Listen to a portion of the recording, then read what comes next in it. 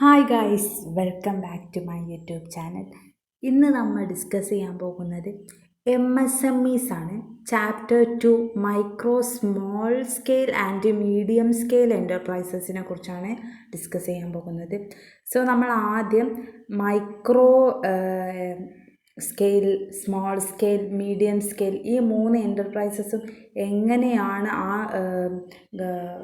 ഇതിൽ പെടുക, ഏത് പരിഗണന വെച്ചാണ് അതിൽ പെടുക എന്നാണ് നമ്മൾ നോക്കാൻ പോകുന്നത്. So micro enterprise is one in which the investment does not exceed 25 lakh.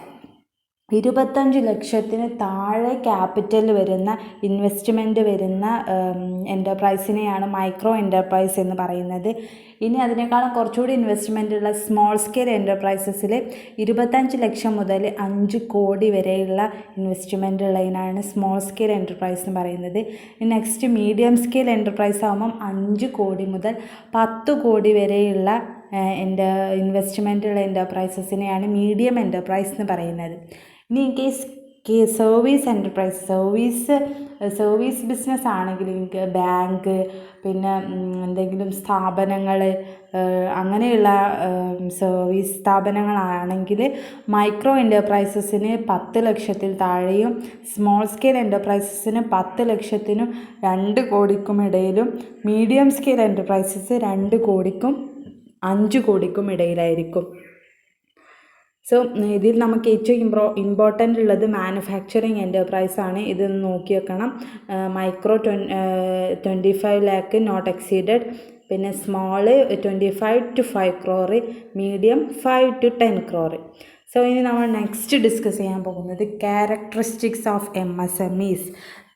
ക്യാരക്ടറിസ്റ്റിക്സിൽ first പറയുന്നത് generally organised by individual entrepreneurs.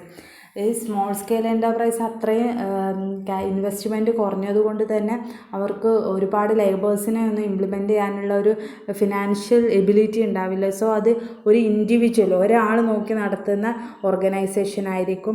പിന്നെ അത് ലോക്കലൈസ്ഡ് ഇൻഡസ്ട്രീസ്, അത് ഒരുപാട് വലിയ വലിയ ടൗണിലോ വലിയ സിറ്റീസിലോ ഒന്നും അല്ലായിരിക്കും, ഒരു ലോക്കലൈസ്ഡ് ഇൻഡസ്ട്രീസിലായിരിക്കും അത് ലൊക്കേറ്റ് ചെയ്തിരിക്കുക. Then they require less capital, അവർക്ക് കുറച്ച് ക്യാപിറ്റൽ മതി. ഫണ്ടമെൻ്റലി ലേബർ ഇൻറ്റൻസീവ് യൂണിറ്റ്സ്, അവിടെ ഒരുപാട് മെഷീനറീസ് അപ്ലിക്കബിൾ ആക്കാനും ഒരുപാട് മെഷീനറീസ് ഇൻസ്റ്റാൾ ചെയ്യാനൊന്നും അവരുടെ കയ്യിലുള്ള ഫിനാൻഷ്യലി അവർ കേപ്പബിൾ അല്ല. അതുകൊണ്ട് തന്നെ അവിടെ അധികവും ലേബർ ഇൻറ്റൻസീവ് ആയിരിക്കും. യൂസ് ഓഫ് സിമ്പിൾ ടെക്നോളജിക്കൽ പരമായി അവർ അത്ര അപ്ഡേറ്റ് അല്ലാത്തത് കൊണ്ട് തന്നെ അവിടെയുള്ള ടെക്നോളജീസ് സിമ്പിൾ ടെക്നോളജീസ് ആയിരിക്കും. എലിജിബിൾ ഫോർ ഗവൺമെൻറ് അസിസ്റ്റൻസ്, ഇങ്ങനെയുള്ള സ്മോൾ സ്കെയിൽ എൻ്റർപ്രൈസസും റൂറൽ എൻ്റർപ്രൈസസൊക്കെ തുടങ്ങാൻ ഗവൺമെൻറ് അസിസ്റ്റൻസ്, ഗവൺമെൻറ് നല്ല സപ്പോർട്ട് ചെയ്യും. Then can established without much legal formalities, ഒരുപാട് ലീഗൽ ഫോർമാലിറ്റീസ് ഒന്നും ഇല്ലാതെ പെട്ടെന്ന് എസ്റ്റാബ്ലിഷ് ചെയ്യാൻ പറ്റും. ഫ്രീ ഫ്രം റെഡ് ടാപ്പിസം മീൻസ് നമ്മൾ ഈ ബാങ്കിൽ നിന്നൊക്കെ ലോൺ എടുത്താൽ നമ്മളെ കട പൂട്ടിയിട്ട് ലോക്ക് ചെയ്ത് അവിടെ റെഡ് ടാപ്പ് ചെയ്യാറുണ്ട്. എന്നാൽ ഈ MSMEs അതിൽ നിന്നും ഫ്രീ ആണ്.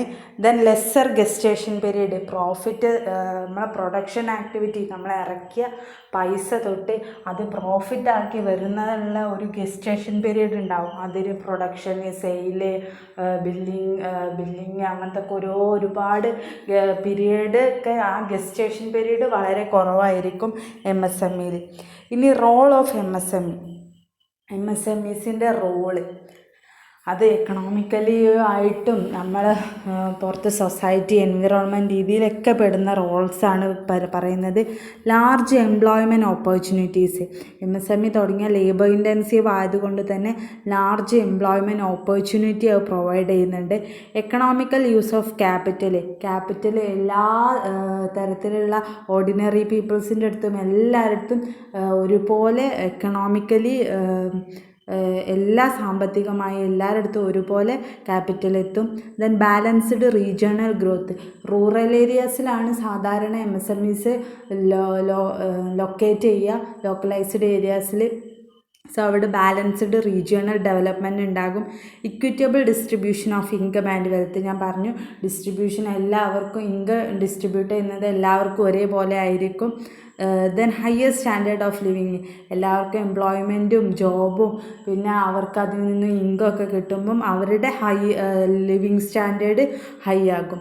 Then mobilisation of local resources. അവരുടെ ലോക്കൽ റിസോഴ്സസ് എല്ലാവരുടെ കയ്യിലും എത്തും. അവരുടെ റിസോഴ്സസ് അവിടെ ലൊക്കാലിറ്റിയിൽ അവിടെ അത് മാത്രമല്ല അവരുടെ സാധനം എക്സ്പോർട്ട് ചെയ്ത് എല്ലാവരുടെ കയ്യിലേക്കും എത്തും. Then simple technology. അവർ യൂസ് ചെയ്യുന്നത് സിമ്പിൾ ടെക്നോളജിയാണ്. Less dependence of foreign capital. അവർ ഫോറിൻ ക്യാപിറ്റലിനെ അധികം ഡിപ്പെൻഡ് ചെയ്യാത്ത ആൾക്കാരാണ്. Then shorter gestation period. Promotion of self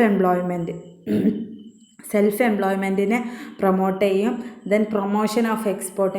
ഞാൻ പറഞ്ഞു മൊബിലൈസേഷൻ ഉണ്ടാവണമെങ്കിൽ എക്സ്പോർട്ട് ചെയ്യും നമ്മുടെ പ്രൊഡക്ട്സൊക്കെ. ദെൻ പ്രൊട്ടക്ഷൻ ഓഫ് എൻവിറോൺമെൻറ്റിന് എഗെയിൻസ്റ്റ് ആയിട്ടൊന്നും അവർ പ്രൊഡ്യൂസ് ചെയ്യുകയൊന്നുമില്ല. So protection of environment. ഇതാണ് റോൾ ഓഫ് MSMEസിൽ വരുന്നത്. ഇനി പ്രോബ്ലംസ് ഓഫ് MSMEസ്. Micro small and medium scale enterprises എന്തൊക്കെ പ്രശ്നങ്ങളാണ് നേരിടുന്നത് എന്നാണ് റോൾ ഓഫ് MSMEസിൽ പറയുന്നത്. Lack of managerial experience, inadequate finance, lack of proper machinery, lack of technical knowledge, run on traditional lines.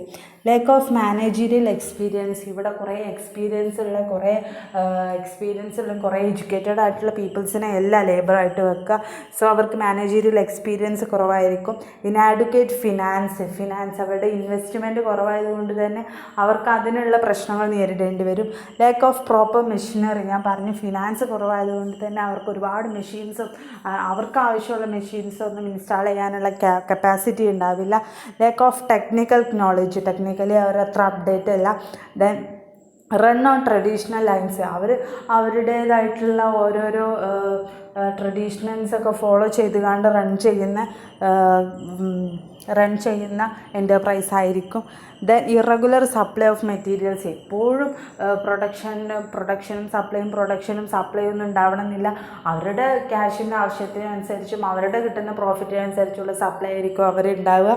Then problems of marketing means അവരുടെ market localised ഏരിയാസിലായതുകൊണ്ട് തന്നെ അവർ ട്രാൻസ്പോർട്ടേഷൻ ചെയ്ത് വേറെ മാർക്കറ്റിലേക്ക് എത്തിക്കുക എന്ന് പറഞ്ഞാൽ it's a difficult problem.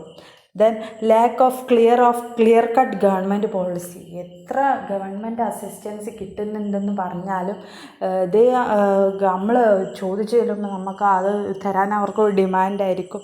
Then under utilisation of കപ്പാസിറ്റീനെ അണ്ടർ യൂട്ടിലൈസേഷൻ ചെയ്യും. Then bogus unit. ഇതൊക്കെയാണ് പ്രോബ്ലംസ് ഓഫ് MSMEയിൽ പറയുന്നത്.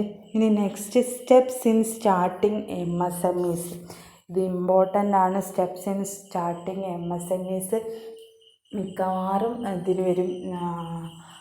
50 മാർക്ക് ക്വസ്റ്റ്യൻസിന് വരാൻ സാധ്യതയുണ്ട്. So problems of MSMEs.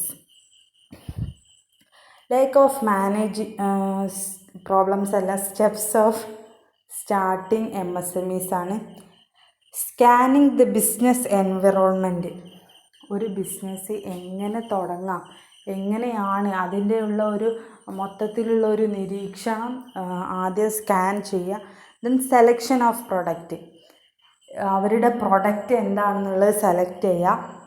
Selection of form of ownership ഇപ്പോൾ ഷെയർ ഹോൾഡേഴ്സിൻ്റെ ആണെങ്കിൽ പ്രിഫറൻസ് ഷെയർ ആണോ, ഇക്വിറ്റി ഷെയർ ആണോ, ഡിബഞ്ചർ ആണോ, ആ ഓണർഷിപ്പ് ഏതാണെന്ന് സെലക്ട് ചെയ്യുക. Then selection of location and site. ഏത് സ്ഥലത്താണ് അത് ലൊക്കേറ്റ് ചെയ്യേണ്ടതെന്ന് നെക്സ്റ്റ് സെലക്ട് ചെയ്യുക. ദെൻ ഡിസൈനിങ് ക്യാപിറ്റൽ സ്ട്രക്ചർ എങ്ങനെയാണ്, ഏതൊക്കെ ഡിപ്പാർട്ട്മെൻറ്റിൽ എത്ര ക്യാപിറ്റൽ ഇറക്കണം, ഇതൊക്കെ ഡിസൈൻ ചെയ്യുക. Then acquiring manufacturing technique. ഏതൊക്കെ മാനുഫാക്ചറിങ് പ്രൊഡക്റ്റ് ആകുമ്പോൾ എങ്ങനെയൊക്കെ അത് ടെക്നിക്കലി ഉണ്ടാക്കിയെടുക്കാം എന്നുള്ളത് അക്വയർ ചെയ്യുക. Preparation of project report. ഈ സാധനങ്ങളൊക്കെ നമ്മൾ സെലക്ട് ചെയ്തും ഡിസൈൻ ചെയ്തും ഉണ്ടാക്കി ഒരു പ്രൊജക്റ്റ് പ്രിപ്പയർ ചെയ്യുക. Then registration as SSI. പിന്നെ നമ്മൾ സ്മോൾ സ്കെയിൽ ഇൻഡസ്ട്രീസിൽ പോയി രജിസ്റ്റർ ചെയ്യുക. Obtain statutory licence. ഒരു കമ്പനി, ഒരു MSME ആയിക്കോട്ടെ, എല്ലാ ബിസിനസ് എൻ്റർപ്രൈസും അത് റൺ ചെയ്യിക്കണമെങ്കിൽ ഒബ്റ്റെയിൻ സ്റ്റാറ്റ്യൂട്ടറി ലൈസൻസ്, അതിനവർക്ക് ലൈസൻസ് അത്യാവശ്യമാണ്. Apply for power connection. ഒരു ബിൽഡിംഗ് അവിടെ ആയി കഴിഞ്ഞാൽ പവർ കണക്ഷൻ നമുക്ക് അപ്ലൈ ചെയ്യാം. Arrangement of finance. ഇനി ക്യാപിറ്റലായിട്ടുള്ള ഫിനാൻസ് നമുക്ക് കണ്ടെത്തണം. Registration under VAT act. VAT ആക്ടിൻ്റെ അണ്ടറിൽ രജിസ്റ്റർ ചെയ്യുക. Installation of machinery. Machine install ചെയ്യുക. Recruitment of men power. ലേബേഴ്സിനെ അപ്പോയിൻ്റ് ചെയ്യുക. പ്രൊക്യൂർമെൻറ്റ് ഓഫ് റോ മെറ്റീരിയൽസ് എത്തിക്കുക.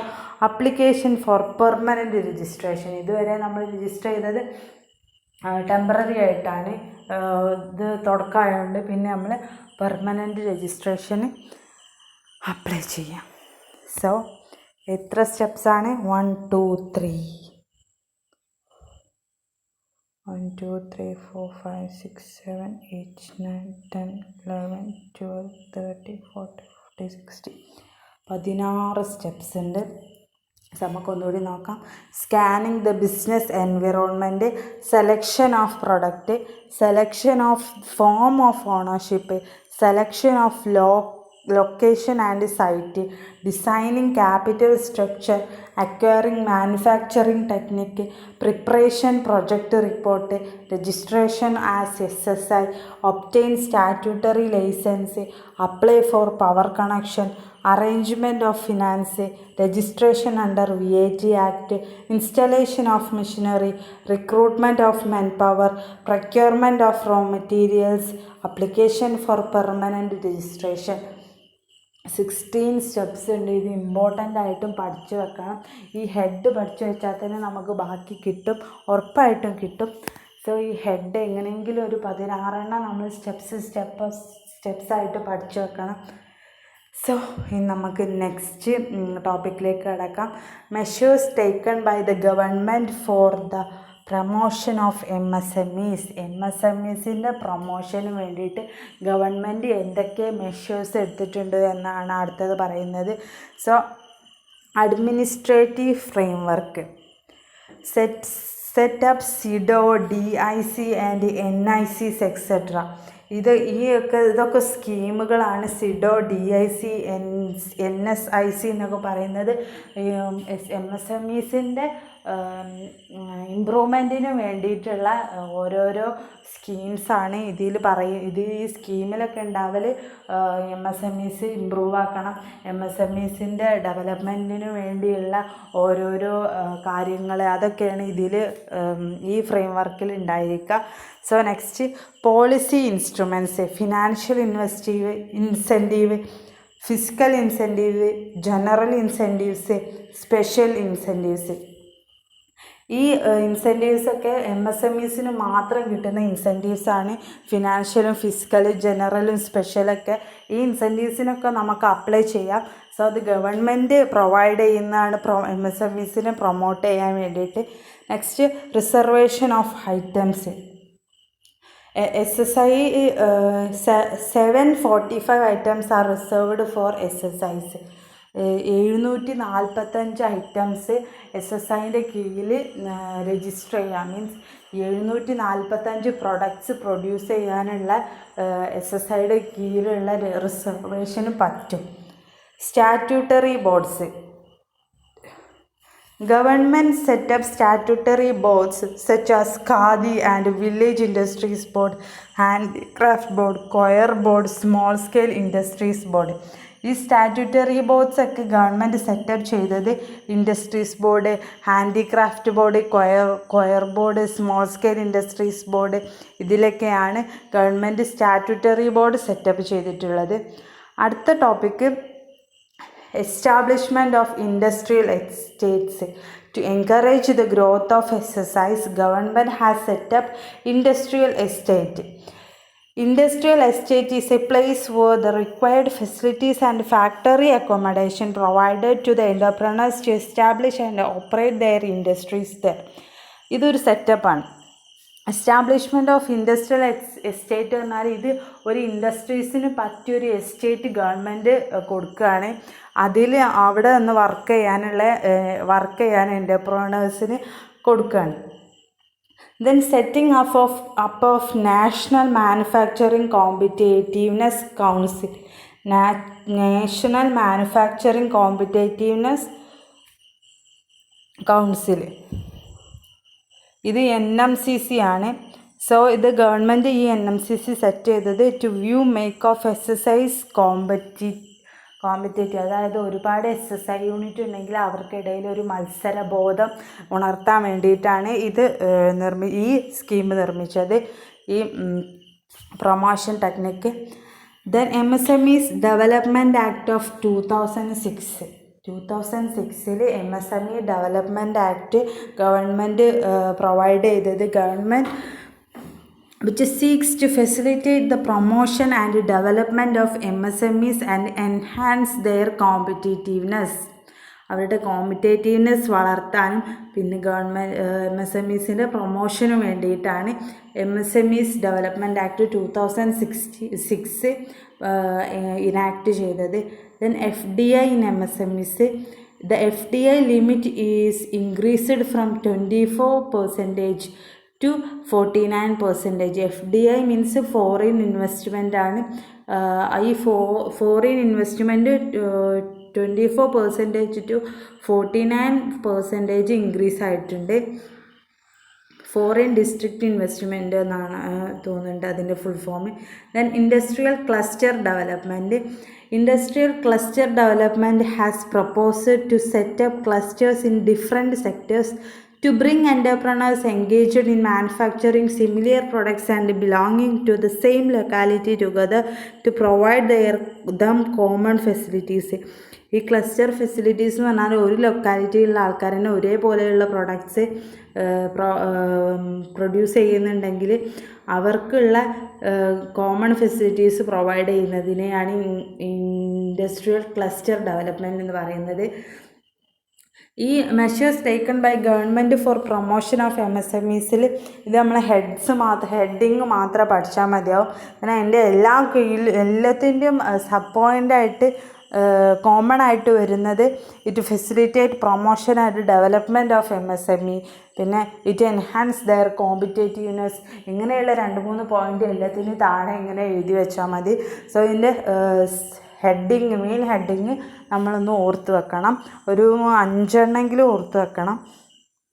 ദെൻ നെക്സ്റ്റ് ഇൻഡസ്ട്രിയൽ എസ്റ്റേറ്റ്സ് ആണ് നെക്സ്റ്റ് ക്ലാസ്സിൽ ഡിസ്കസ്.